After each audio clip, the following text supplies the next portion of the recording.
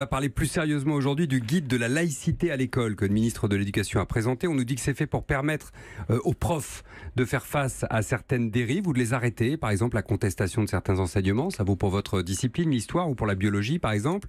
La diffusion d'idées sectaires à l'école. On l'a vu dans un lycée de Marseille récemment, ou encore des certificats de complaisance qui permettent aux filles de ne pas faire de sport. C'est à ça que sont confrontés les profs régulièrement ? Alors, les profs, je ne le dirais pas comme cela, mais des professeurs, oui, c'est une évidence. Les professeurs sont un petit peu seuls, jusqu'à aujourd'hui, en tout cas étaient un petit peu seuls, face à des problèmes qui pouvaient être récurrents dans certains territoires. Vous en avez cité quelques-uns, notamment ces dispenses pour la piscine, notamment ces contestations, ou alors ces affirmations un petit peu péremptoires en cours.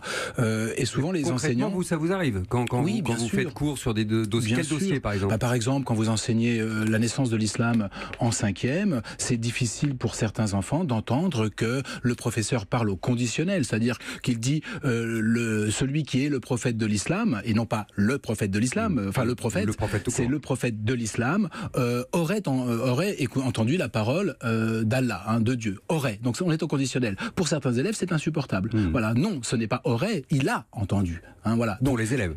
Et ça, des gamins de 5e vous disent, oui, c'est pas ça, monsieur. Bien sûr, tout à fait. Tout à fait. Ça peut arriver. Ça n'a rien de systématique, mais ça peut arriver. De la même manière, on a quelques difficultés parfois à faire comprendre que la loi de la République passe avant la loi religieuse. Ça, c'est quelque chose aussi que certains élèves, encore une fois, certains, ont du mal à comprendre. Et que la loi qu'ils considèrent comme étant la plus légitime est d'abord la loi religieuse.